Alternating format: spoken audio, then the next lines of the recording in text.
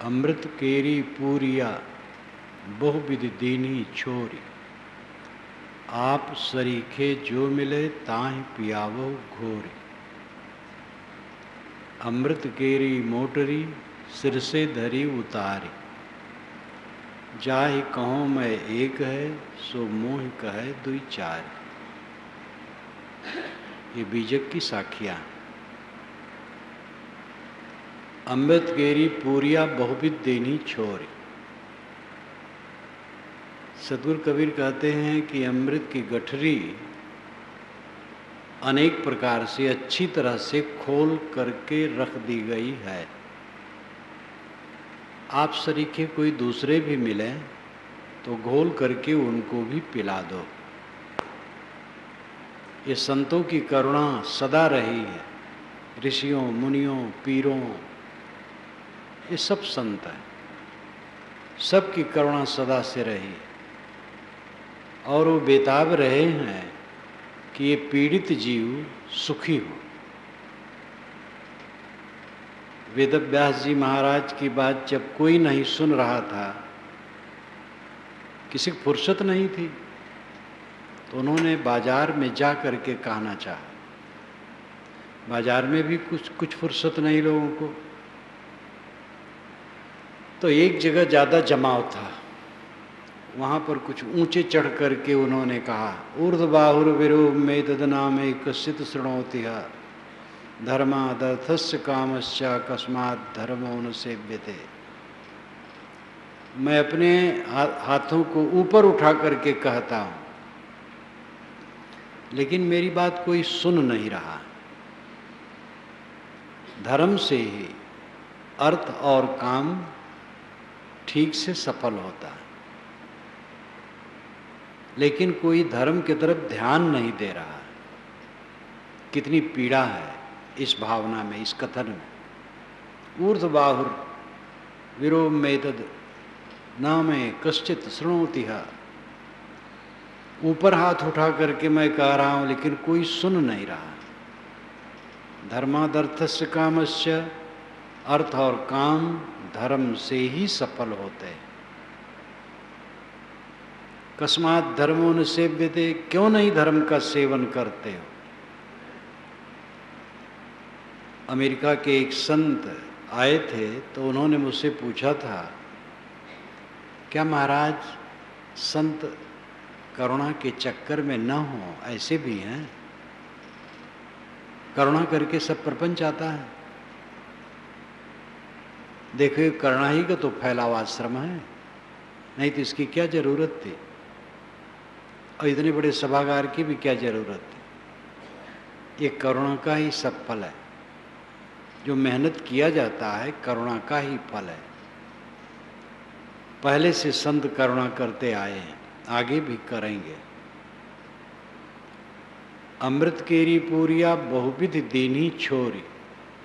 अमृत की पुड़िया, पुड़िया छोटी गठरी को कहते हैं,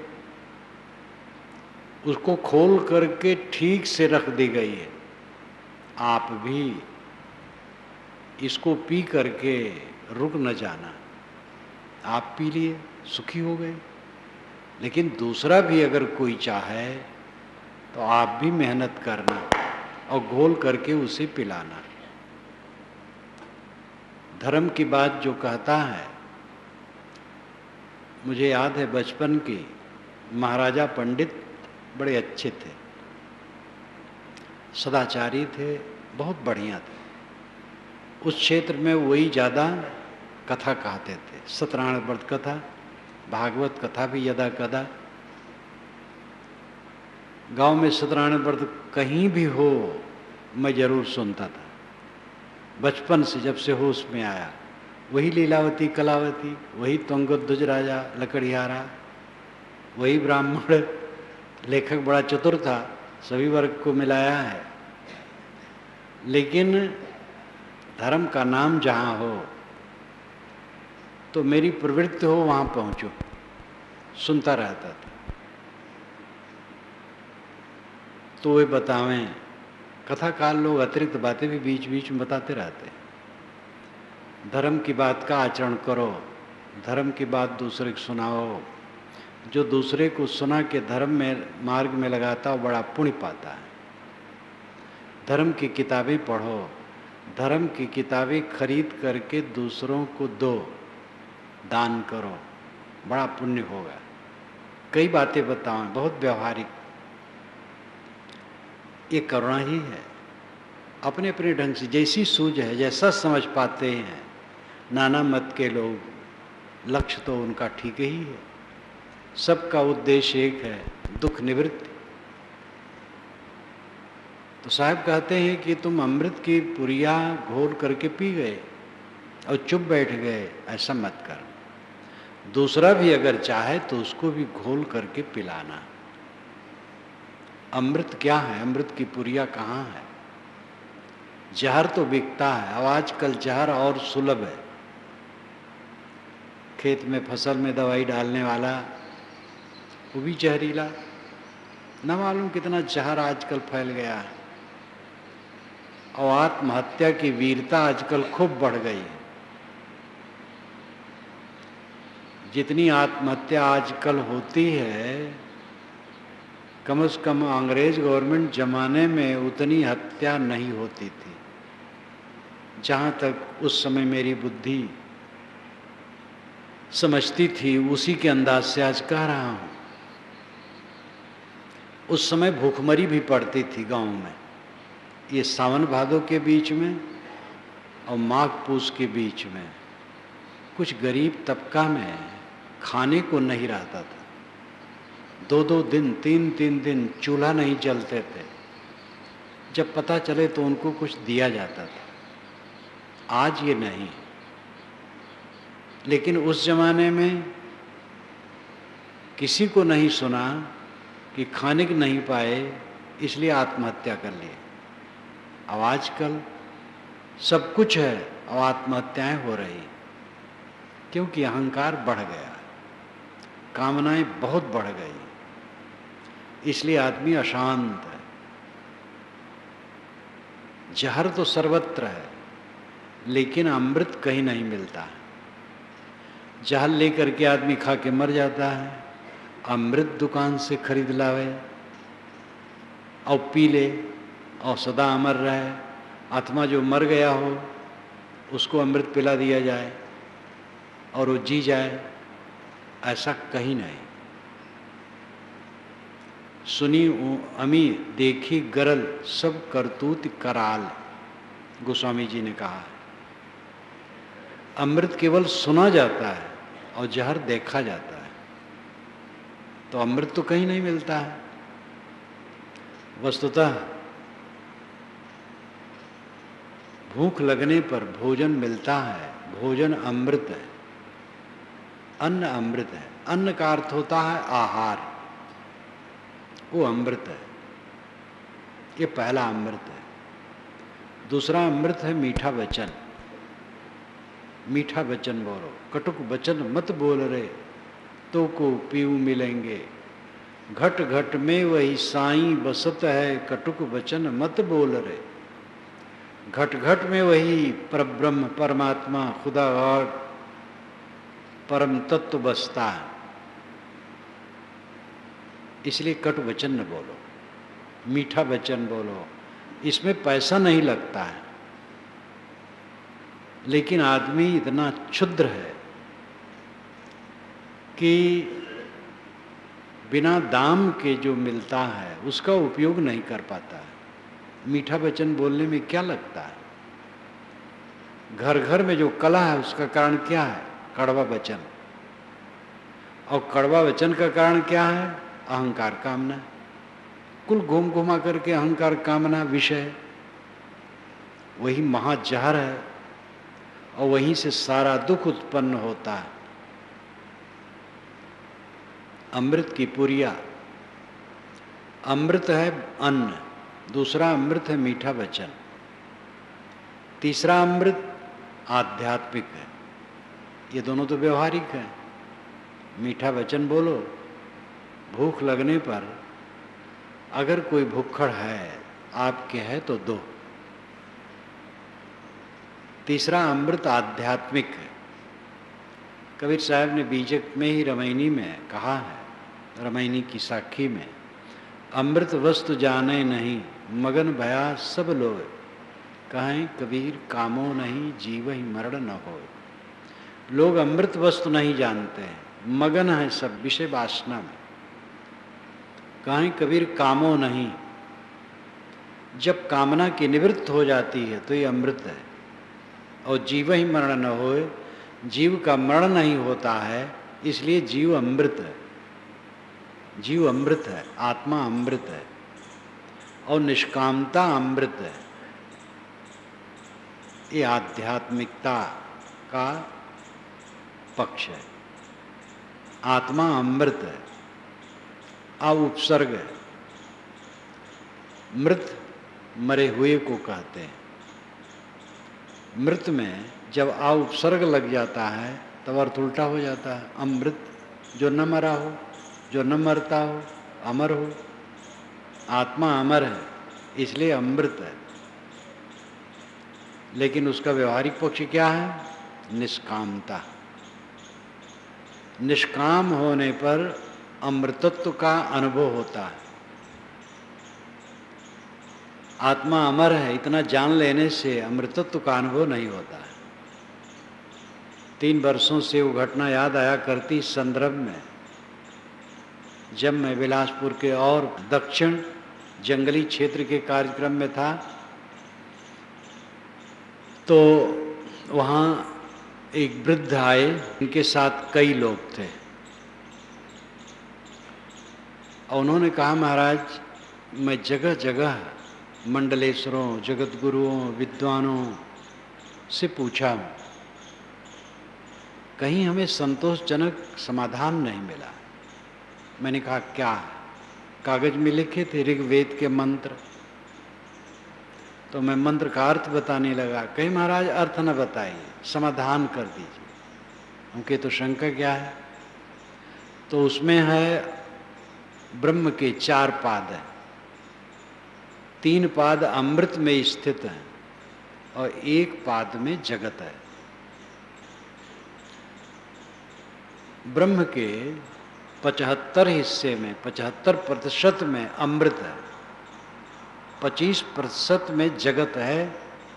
ये प्रपंच है जहरीला, लेकिन 3 पाद अमृत में स्थित है। ब्रह्म के 3 पाद अमृत में स्थित है। तो उन्होंने कहा महाराज ये जो 1 पाद है जगत वाला है तो दिखाई देता है, लेकिन जो 3 पाद अमृत में स्थित है वो कहाँ है? तो मैंने कहा वो केवल कागज में। तो स्तंभित हो गए। तो कहे महाराज तो कहीं अमृत नहीं है। मैंने कहा है। तो कहे कहाँ है? मैंने कहा आप में। कहे अनुभव नहीं होता है। मैंने कहा चित्त निष्काम नहीं है। पूर्ण निष्काम जब हो जाएगा तब अनुभव होगा। तो गंभीर हो गए, बहुत समझदार लगे। ज़्यादा समय नहीं था, मैं प्रवचन के मंच पर जाने वाला था। मैंने कहा ज़्यादा तो बोल नहीं पाऊंगा, प्रवचन में बोलूँगा। बहुत गंभीर हो गए। उनको संतोष हुआ कि सही समाधान मुझे मिला। अमृत, आत्मा अमृत है, लेकिन अनुभव तो नहीं होता है।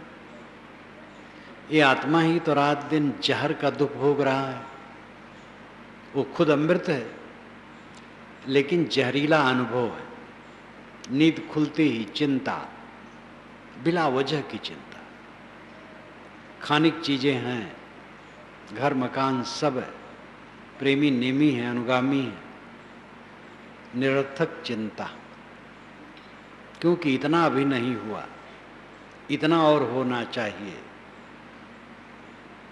द्वेष, ईर्षा, काम का उद्वेग, क्रोध का उद्वेग, दूसरे को नीचा दिखाने की चेष्टा, अनेक मनोविकारों का जहर नींद खुलते ही सामने उबल पड़ा। किसके सामने उबला? अमृत के सामने। आप अमृत हैं, लेकिन अनुभव तो जहर का हो रहा है। दिन भर जहर का अनुभव। जब तक नींद नहीं लगी जहर का अनुभव। चिंता, फिक्र, अमर्ष, हर्ष, उद्वेग, प्रतिक्रिया, रिएक्शन, निरंतर ये चल रहा है तो जहर का अनुभव होता है, अमृत का अनुभव तो नहीं होता है। अमृत का अनुभव तब होगा जब जगत से लौट करके अंतर्मुख हुआ जाएगा। परांच खान वितरणत स्वयंभू तस्मात् परांग पश्यतिनांतरात्मन कश्चित धीरा प्रतिज्ञात्मान में इच्छतावृत्त चक्षु अमृतत्वमिच्छन। ये उपनिषद का वचन है। परांच बाहर, खान छेद, वितरणत फोड़ता है, स्वयंभू नियम, शरीर रचना का नियम, शरीर में इंद्रियों को फोड़ फोड़ कर बाहर निकालता है। इसलिए आंखें बाहर देखती हैं, कान बाहर सुनते हैं, नाक बाहर सूंघती है, चाम बाहर छूता है, जीभ बाहरी रस का आस्वादन करती है। और इन्हीं पांचों के साथ मन भी बाहरवासु बना है, ये भी बाहर बाहर भटकता रहता है। घुरबिनिया घूर पर दाने बीन रहा है। परांच खान वितरणत स्वयंभू, स्वयंभू इंद्रियों के छेदों को फोड़ करके बाहर निकाला है। तस्मात् इसलिए परांग पश्यत हम बाहर देखते हैं, बाहर खींचते हैं, नांतरात्मन अंतरात्मा की तरफ नहीं लौटते। कश्चित धीर, कश्चित कोई धीर विवेकवान पुरुष धीर धर के इंद्रिय और मन को समेट कर, कश्चित धीर आवृत्त चक्षु मृतत्वमिच्छन, चक्षु आंखों को बंद करके, इसका अर्थ हुआ इंद्रिय और मन को समेट करके, अमृतत्वमिच्छन अमरता अमृतत्व की इच्छा करके, अमृत लाभ की इच्छा करके, प्रत्यक आत्मन ऐक्षत, प्रत्यक नाम भीतर, आत्मन नाम आत्मा को, ऐक्षत नाम देखता है। कश्चित धीरा प्रतिज्ञात्मान में इच्छत आवृत्त चक्षु अमृतत्वमिच्छन। प्रकृति ने इंद्रियों को फोड़ फोड़ कर बाहर निकाला है, इसलिए मनुष्य बाहर देखता है, अंतरात्मा को नहीं। कोई विवेकवान पुरुष अमृतत्व की इच्छा करके और इंद्रिय मन को समेट कर अंतरात्मा को देखता है। मैं आशा करता हूं आप सब इसके पात्र बने, सब के सब अधिकारी हैं। इंद्रिय और मन बहिर्मुख है, इनको लौटाएं अपनी तरफ, अपने को देखें। ऋषियों ने अपनी तरफ ही घूमने के लिए कहा है। पहले जमाने में प्राकृतिक देवताओं की उपासना जरूर चली, लेकिन वे लौटे तो अंतर्मुख हुए। इसीलिए उपनिषद के वचन कहे, सांख्य के वचन कहे, सांख्य शब्द ही आत्मज्ञान परक हो गया। सांख्य शब्द जब बौद्ध त्रिपिटक में आता है तो उसमें भी अर्थ होता है आत्मज्ञान। सांख्य तो और बड़ा प्रौढ़, सांख्यम विशालम परमम पुराणम महारणम विमल मुदार कांतम। महाभारत में कहा गया सांख्य बहुत पुराना, निर्मल, उदार, महारणों महासागर के समान आत्मज्ञान का केंद्र है। लोकम च दृष्टम इतिहास किंचित सांख्यागतम तच्च महान महात्मन। लोक में जो कुछ भी ज्ञान दिखाई देता है सब सांख्य से आया है। सांख्य आत्मा की तरफ लौटने कहता है, वेदांत आत्मा की तरफ लौटने कहता है। कबीर साहब तो उसको खूब कहते ही हैं। अमृत आपके अंदर है, बाहर अमृत हो तो आपको लाभ नहीं मिलेगा। ऐसे दर्शन और विचार हैं। परमात्मा अलग है, वो सच्चिदानंद है। जड़ प्रकृति केवल सत है, ध्यान दीजिए, जड़ प्रकृति केवल सत है, चित नहीं है और आनंद भी नहीं है। और जीव सत के साथ चित भी है लेकिन आनंद नहीं। ब्रह्म सत चित आनंद तीनों है। इसलिए जीव जब प्रकृति से हट करके ब्रह्म के तरफ चलेगा तब उसको आनंद होगा। वो प्रकृति की तरफ जुड़ा है, दुख भोगता है, भगवान की तरफ लौट जाए तो आनंद पा जाएगा। ये उनकी व्याख्या। सच्चिदानंद, सच्चिदानंद, सतचित आनंद। जड़ प्रकृति केवल सत है, जीव सतचित है और ब्रह्म सच्चिदानंद है। उसमें तीनों गुण हैं। ब्रह्म ने आनंद जीव को नहीं दिया, अपने पास रखा जिससे उससे अपनी पूजा करवा सके, लेकिन वेदांत ये नहीं स्वीकारता। जीव ही सच्चिदानंद है। जीव ब्रह्मयु ना परा, जीव ब्रह्म ही है, दूसरा नहीं। ये एक वचन में नहीं, दर्जनों बार कहा गया है। याज्ञवल्क्य ने तो कहा, जो मानता है देव अलग है, मैं अलग हूँ, वो देवताओं का पशु। एक एक आदमी की सेवा में बहुत पशु होते हैं। अगर एक पशु भी उसके हाथ से निकल जाए तो आदमी को अच्छा नहीं लगता। इसी प्रकार अनेक मनुष्य एक एक देवता की पूजा करते हैं। कोई मनुष्य अगर इन देवताओं के हाथ से छूट करके अलग हो जाए और वो ये समझ ले कि मैं ही ब्रह्म हूँ, तो देवता इसको पसंद नहीं करते। इस प्रकार देवताओं का याज्ञवल्क्य ने मखौल उड़ाया है बृहदारण्यक उपनिषद में। उपनिषद सौरभ में इसको मैंने लिखा है। तो वेदांत ये नहीं मानता, सांख्य नहीं मानता, कबीर साहब ये नहीं मानते कि जीव केवल सतचित है और आनंद नहीं है। आनंद बाहर से मिलेगा, बाहर से मिलेगा तो फिर निकल जाएगा। बाहर से मिलने वाली बात में उदाहरण देते हैं कि लोहा आग से छू जाए तो लोहा लाल लाल और गरम गरम हो जाता है। इसी प्रकार जब जीव ब्रह्म से छू जाता है, ब्रह्म की उपासना में तन्मय हो जाता है, ब्रह्म से अपना ऐक्य कर लेता है, तो ब्रह्म के आनंद से वो तप्रोत हो जाता है। लेकिन तो विचारणी बात तो यह है कि लोहा जब आग से अलग होगा तो कुछ ही समय में वो ठंडा हो जाएगा, वो गर्मी रहेगी नहीं। ब्रह्म से अलग होगा तब फिर वैसे हो जाएगा। उधारी का सौदा कभी भी स्थिर नहीं होता है, अपना सौदा होना चाहिए। इसलिए सांख्य, वेदांत, कबीर मत, सूफी मत, बौद्ध, जैन और जितने विचारक हैं,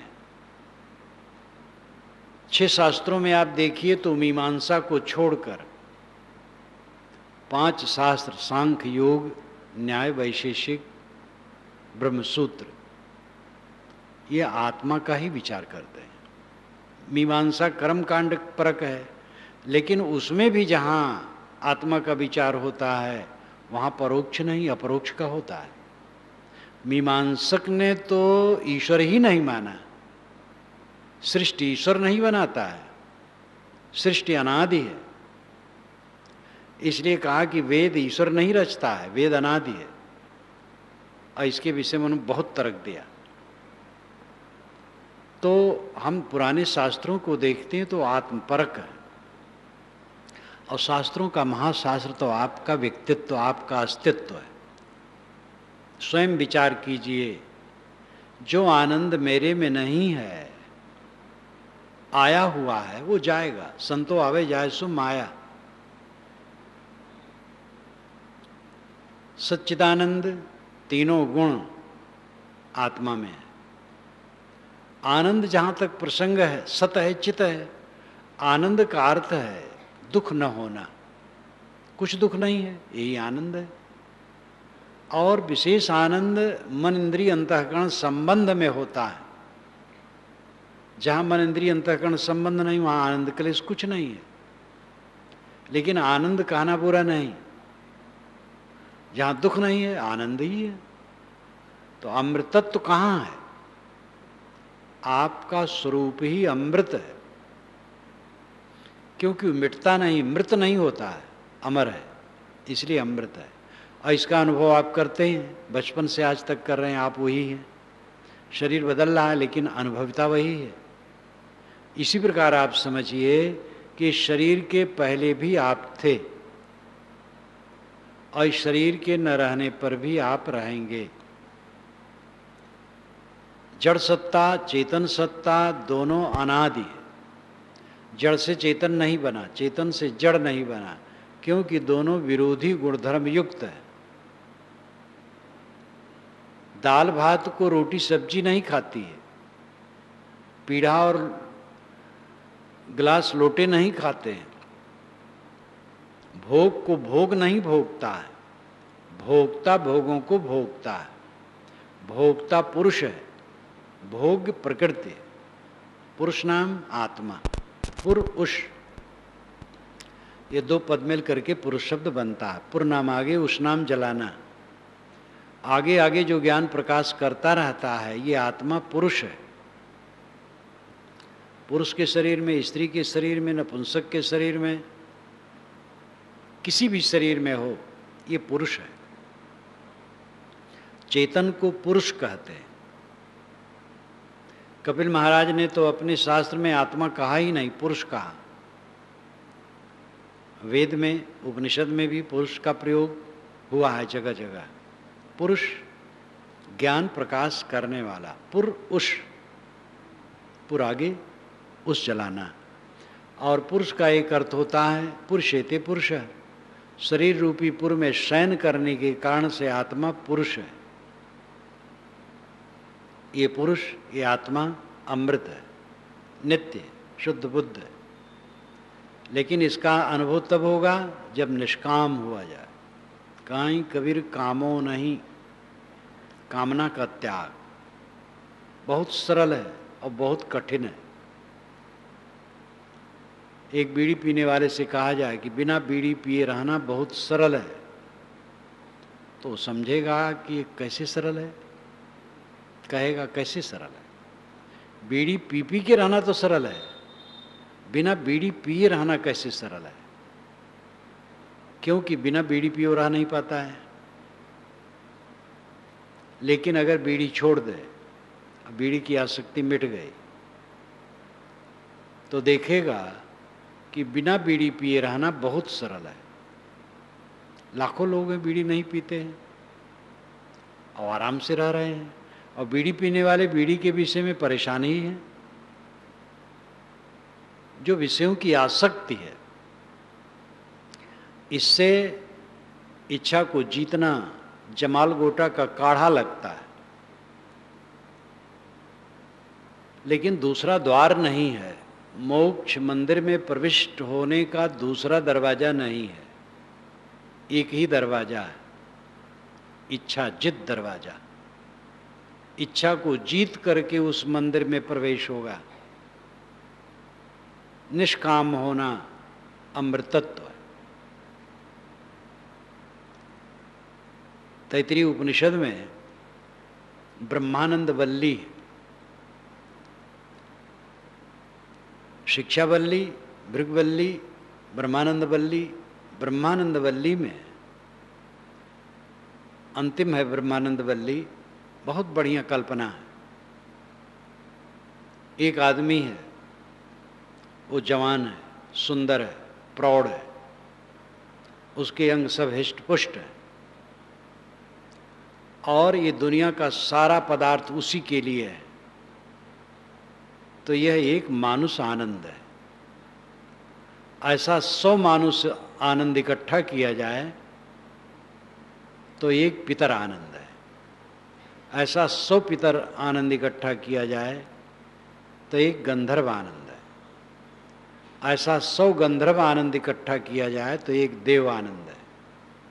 और ऐसा 100 देव आनंद इकट्ठा किया जाए तो एक इंद्र आनंद है।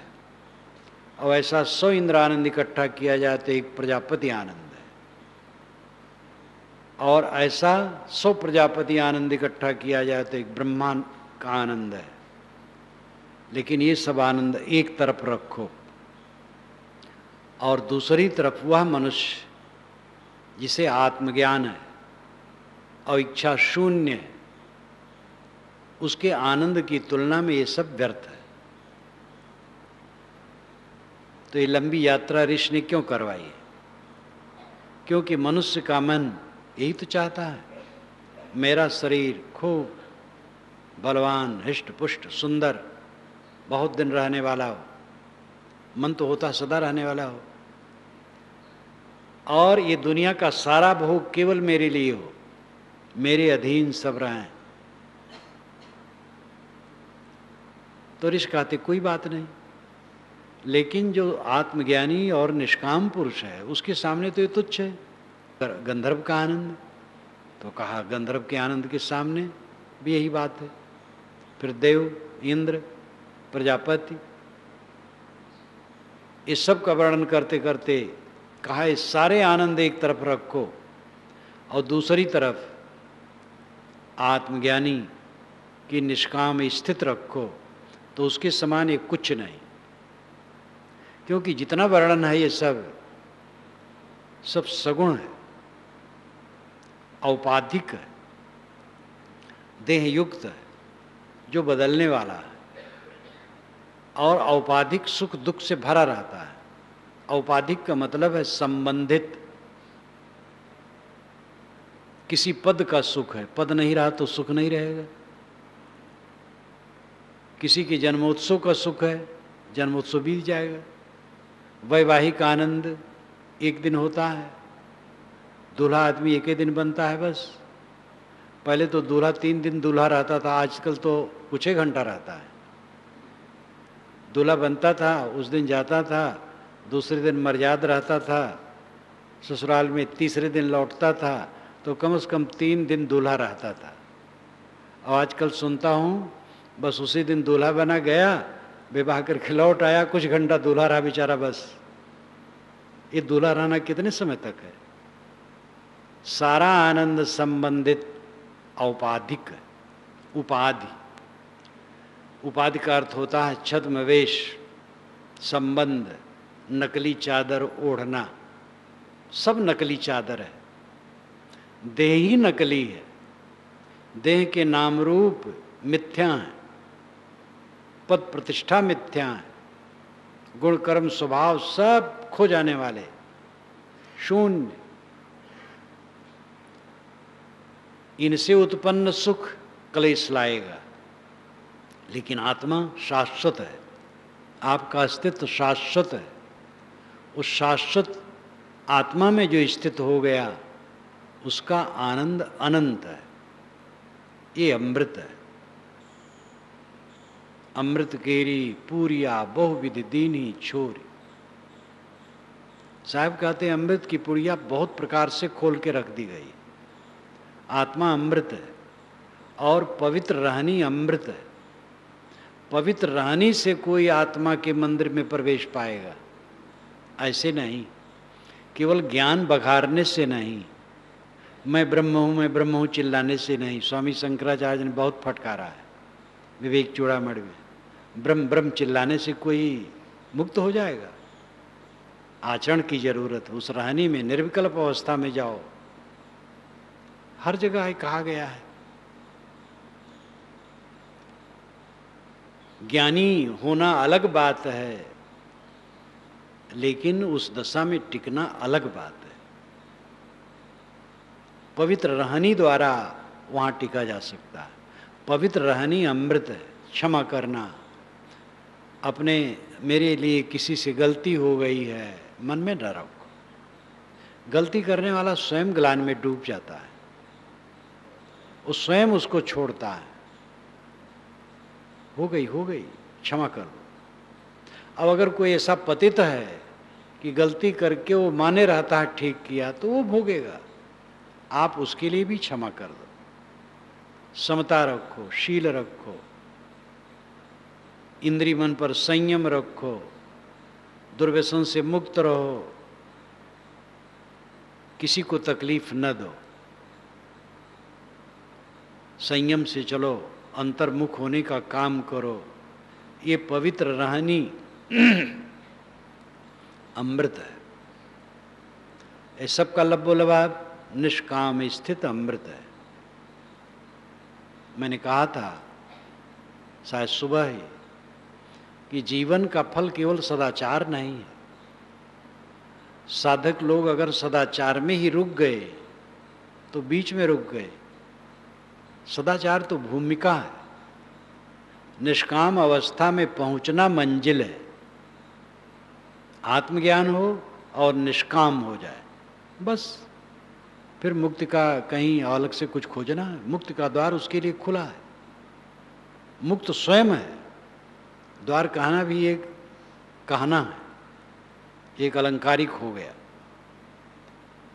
आत्मा को समझ लिया, मैं शुद्ध बुद्ध निर्मल हूँ, देह से अतीत हूँ और दुनिया से निष्काम हो गया, बस अमृत हो गया, महासुखी। लेकिन समस्या फिर वही आती है, घर कैसे चलेगा, परिवार कैसे निभेगा, साधुओं का मठ भी कैसे चलेगा। साधुओं पर तो और दया आती, महंतों पर।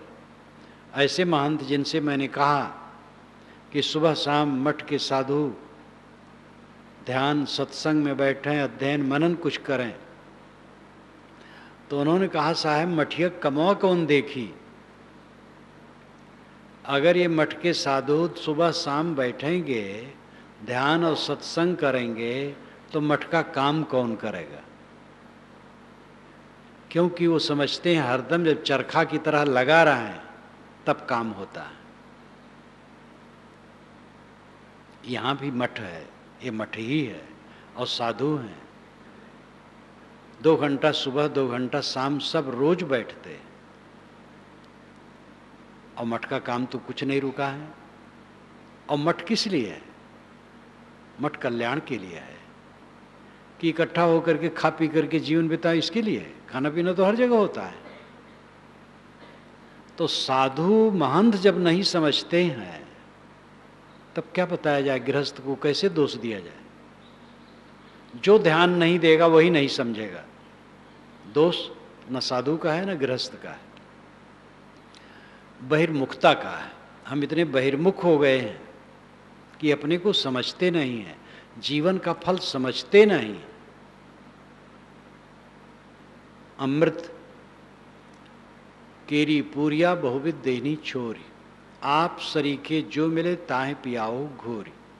साहब कहते तुम अमृत हो, अक्षय हो, नित्य हो, शाश्वत हो। निष्काम होना अमृतत्व है। इसकी सीख मैंने दे दी है। जो तू चाहे मुझको छाड़ सकल की आश, मुझे ही ऐसा होए रहो सब सुख तेरे पास। तत्वा जीवा 2 ब्राह्मण बंधु गुजरात के, जहाँ पर आज कबीर बढ़ है, नर्मदा नदी के बाएं तरफ बड़ौद जिले में। दाहिने तरफ शुक्ल तीर्थ है और बाएं तरफ कबीर बढ़ है। 600 वर्ष पुराना बढ़ खड़ा है। सरकार के संरक्षण में होने से आज तो बहुत बाग वन जैसा हो गया है। वहाँ कबीरपंथी लोग अब कबीर कुंभ भी लगाना शुरू कर दिए हैं। तत्वा जीवा वहाँ रहते थे, 2 ब्राह्मण बंधु, दोनों कबीर साहब के शिष्य थे। कबीर साहब 4 बार गुजरात गए हैं, वहाँ काफ़ी दिन रहे। अभी भी वहाँ सुनसान है। कबीर आश्रम के अलावा वहाँ कुछ नहीं, चारों तरफ सुनसान। कबीर साहब के पैर उन दोनों ने पकड़ लिए, कहे महाराज आप यहीं रहिए, हम आपकी सेवा करना चाहते हैं, हम आपको चाहते हैं, आप यहीं रहें। तो साहब ने कहा जो तू चाहे मुझको छाड़ सकल की आश, मुझे ही ऐसा होए रहो सब सुख तेरे पास। अगर तुम मुझे चाहते हो तो जैसे मैं हूं वैसे बन जाओ। मैं निष्काम हूं, तुम भी निष्काम हो जाओ, सब सुख तुम्हारे पास रहेगा। मेरे हाथ पैर को पकड़ करके क्या करोगे? तो उन्होंने कहा महाराज आप बनारस चले जाएंगे और हम यहाँ समुद्र के किनारे, कैसे कल्याण होगा? तो उन्होंने कहा जो गुरु बसे बनारसी, शिष्य समुंदर तीर, बिसराए बिसरे नहीं जो गुण होए शरीर। गुरु बनारस में है, शिष्य समुद्र के पास है, लेकिन अगर शिष्य में शिष्यत्व है, गुरु का उपदेश उसके हृदय में है, तो भूलेगा नहीं। अमृत निष्काम अवस्था है। अमृत केरी मोटरी सिर से धरी उतारी, जाय कहूँ मैं एक है सो मोह कहे दुई चारी। साहब कहते हैं लोगों ने तो उल्टा किया है, अमृत की गठरी सिर से उतार करके अलग रख दी, उसे कुछ मतलब नहीं। यानी आत्मज्ञान, निष्काम होना, पवित्र रहनी में चलना, इस बात को लोगों ने दरकिनार कर दिया। केवल पेट धंधा में भाग रहे, भोगों में भाग रहे, सत्ता के लिए युद्ध कर रहे, झूठा अहंकार करके धर्म और मजहब को लेकर के जल रहे, एक दूसरे को तकलीफ दे रहे हैं। अमृत की गठरी सिर से उतार करके अलग रख दिया। अमृत केरी मोटरी सिर से धरी उतारी। अमृत की गठरी इन्होंने सिर से उतार के अलग रख दी, दरकिनार कर दिया, कोई मतलब नहीं। जीवन का फल जो अमृतत्व है उससे कोई मतलब नहीं। जाहि कहूँ मैं एक है, मैं जिससे कहता हूँ एक है, अकेला हो जाओ, अद्वैत हो जाओ। मोह कहे दुई चार, मुझे दो चार उल्टी सीधी बातें सुनाता है। परम शांति कहाँ है? एक हो जाने में, अद्वैत हो जाने में, अकेला हो जाने में। अकेला होना है, कितना कोई प्यारा हो हृदय से लगाए रहो, लेकिन जब गाढ़ी नींद में जाना चाहोगे तो उससे हट जाओ। अमृत के समय अकेला चल देना होगा। जीव अकेला है, मन द्वैत बनाता है। मन जब उपस्थित होता है तो जगत प्रपंच सामने होता है, और मन जहां शांत हुआ, अद्वैत, अकेला। एक ने मेरे ऊपर कटाक्ष किया कबीर दर्शन को लेकर के कि अद्वैत ही अंतिम है, लेकिन हाँ, अमुक स्वामी ने कहा है कि जब तक कोई विकल्प न हो तब तक अद्वैत मानना चाहिए। तो मैंने उसके उत्तर में लिखा, जो कबीर दर्शन की परिशिष्ट में छपा है,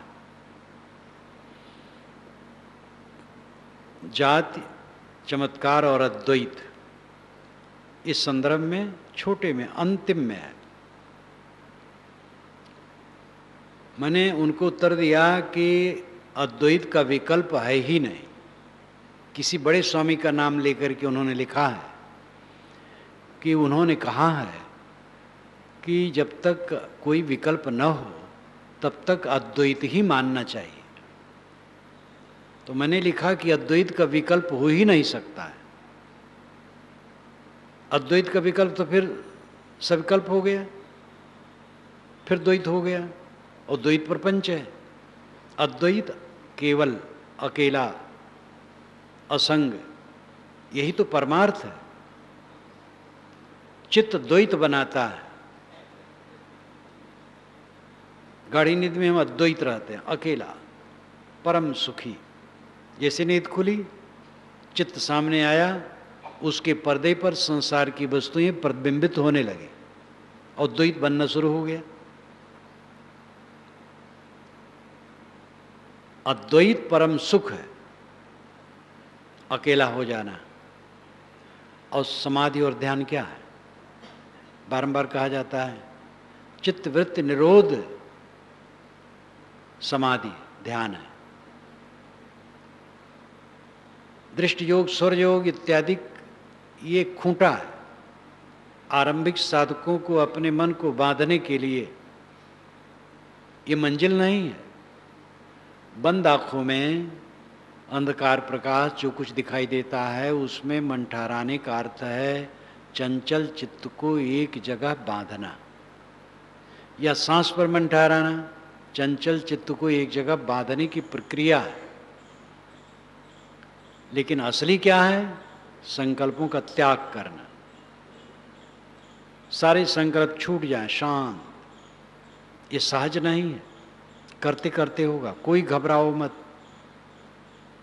अगर 10 सेकंड के लिए संकल्प शून्य हो गए तो आपके जीवन में, अगर आप 50 वर्ष के हैं तो ये 10 सेकंड का जीवन आपका असली जीवन ठहरा और बाकी जो जीवन व्यर्थ गया है, ये असली जीवन है। अथवा जो आप जिए हैं 50 वर्ष, उसका फल हो, वो भी साकार है, सार्थक है। लेकिन सार्थक समय है जब संकल्पहीन होकर के साधक स्थित होता है। और जहां संकल्पहीन हुआ तो द्वैत कहाँ रहा? द्वैत मन से होता है।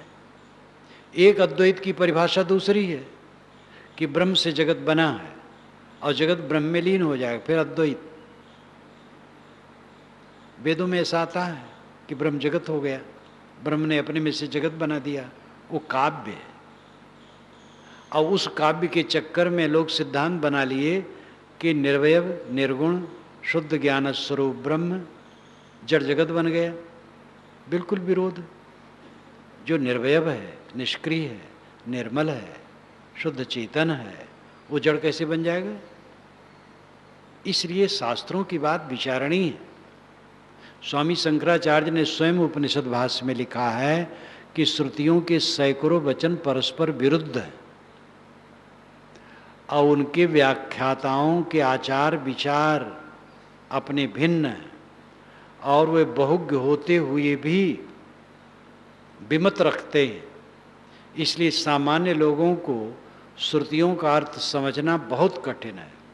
मैं अपनी बुद्धि शक्ति के अनुसार प्रयास करूंगा। बड़ी विनम्रता से उन्होंने कहा है। उपनिषद सौरभ की भूमिका में उनके मूल वचन को उद्धृत करके हिंदी टीका दे दी गई है और विवेक चूड़ामणि में जो अभी छपने वाला उसमें भी मैंने इसको दिया है, क्योंकि शंकराचार्य स्वामी का वचन ही है और तो उनकी पुस्तक ही है। इसलिए श्रुति कह लेने से सब श्रुतियां प्रमाण नहीं हैं। सब श्रुतियां कैसे प्रमाण हैं? श्रुतियों में तो अश्वमेध यज्ञ लिखा, घोड़ा काट करके हवन करो, नरमेध तक है, वो सब त्याज्य हो गया है। 55 मुद्दे वैदिक हैं, वैदिक पंडितों ने ही कलिवर्ज कह करके छोड़ने की राय दी है और सब श्रुति वचन है, तो त्याज्य हुआ। इसलिए नीर छीर विवेक की जरूरत है। तो जड़ चेतन एक ब्रह्म मान लेना, ये तो सिद्धांत को खराब कर देना है।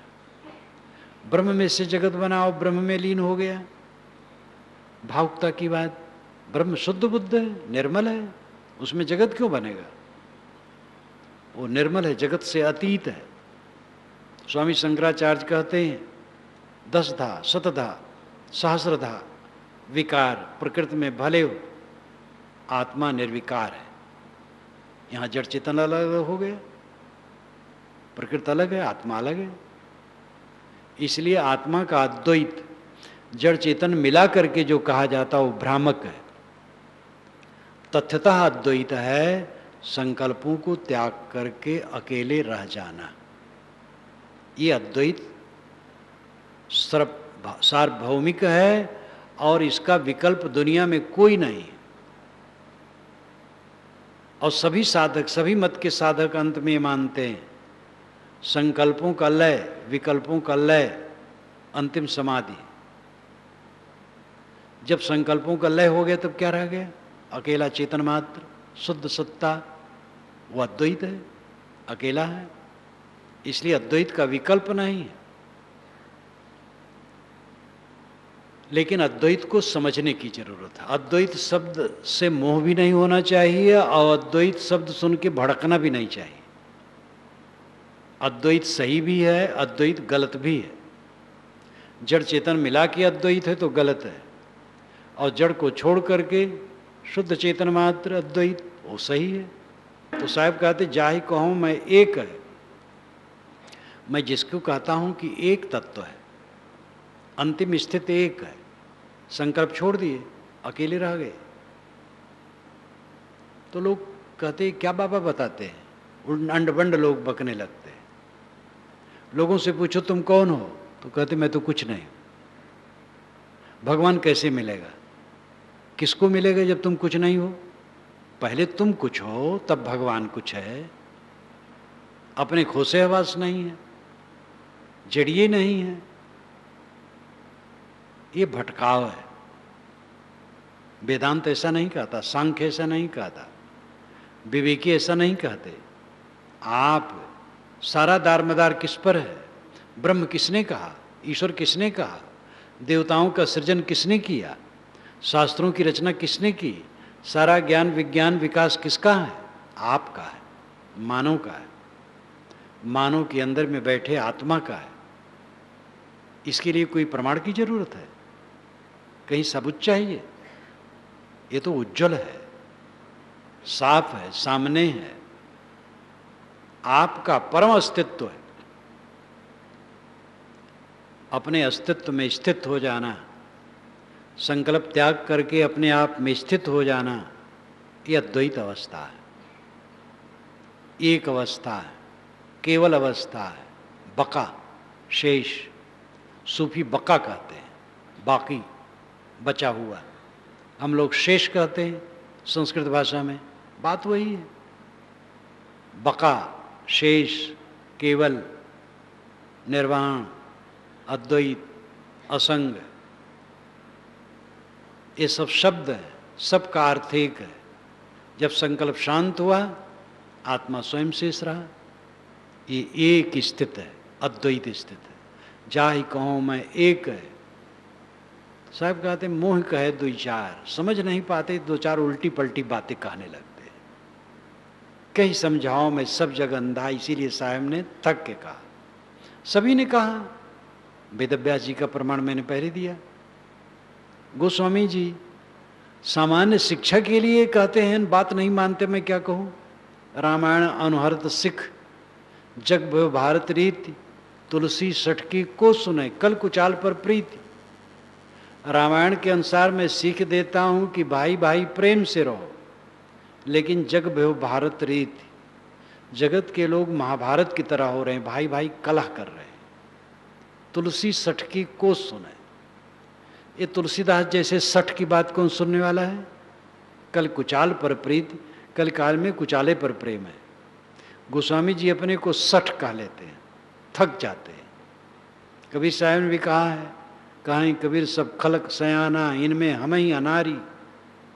संसार के लोग ही सयाने, हम ही अनाड़ी। ये सभी महापुरुषों ने कहा है, क्योंकि दुनिया जैसे आज ये पहले थी, आगे भी रहेगी। ज्ञान की बात सुनाने जाओ, कौन सुनता है। धन्यवाद है आप लोगों को जो इतनी दूर दूर से आए, कितने सत्पात्र हैं। इसका उपयोग करें। अमृत वस्तु आप स्वयं हैं। निष्कामता अमृतत्व है। ये दोनों के संगम से पूर्ण अमृतत्व का साक्षात्कार होता है। आत्मा का बोध हो कि मैं देह नहीं, प्राण नहीं, मन नहीं, बुद्धि नहीं, अहंकार नहीं, मैं जड़ प्रकृति से सर्वथा भिन्न, शुद्ध बुद्ध, निर्मल हूं। और ऐसा समझ करके फिर संसार से निष्काम हो जाना। निष्काम हो जाएंगे तो काम कैसे बनेगा, इसके लिए बारंबार निवेदन किया जाता है। काम तो करना पड़ेगा। काम के चक्कर में ऐसा ना पड़ो कि अपने को भुआ के जाल में डाल लो, रात दिन घुड़दौड़ में दौड़ते रहो तो कुछ नहीं कर पाओगे। कल्याणार्थी को निर्वाह का काम करना है और साधन भजन के काम में लगना है। केवल सतोड़ मेहनत दुनिया ही में करते रहोगे, लौकिक उन्नति में पूरा अपने को झोंक दोगे तो आत्मिक उन्नति नहीं होगी, और लौकिक उन्नति अंत में भूसी कूटना सिद्ध होगा। इसलिए लौकिक उन्नति उतनी ही ठीक है जो आध्यात्मिक उन्नति में बाधक न हो। इस चीज को नहीं समझते हैं, जो लगे ही हैं उनके लिए कहना नहीं। यहाँ तो सत्पात्र बैठे, उनके लिए कहना है।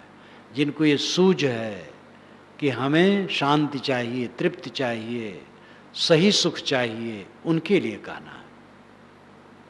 तो अमृत केरी पूरिया बहुविध देनी छोरी, आप सरीखा जो मिले ताहि पियावहु घोरी। साहब कहते हैं अमृत की पुड़िया खोल करके मैंने रख दी, वो है स्वरूप ज्ञान, आत्मज्ञान और निष्काम रहनी। अजिज्ञासुओं, अमुमुक्षुओं, असाधकों, आप सरीखा दूसरा भी सतपात्र मिले तो उसको भी घोर के पिलाओ, लेकिन अमृत केरी पोटरी सिर से धरी उतारी। लोग तो अमृत की गठरी सिर से उतार के अलग रख दिए हैं, उसकी चिंता नहीं है। जिसको मैं कहता हूं एक हो, अंतर्मुख हो जाओ, अपने आप में लीन हो जाओ, वो मुझे दो चार उल्टी पलटी बातें कहने लगता है। लेकिन किसी के ऐसा कहने से सत असत नहीं होगा। हम और आपको चाहिए अमृत को समझें। व्यवहार में अमृत अन्न है, भोजन है और मीठा वचन है। अध्यात्म में अमृत आत्मबोध और निष्काम अवस्था है। इसमें स्थित होना अमृतत्व की उपलब्धि है।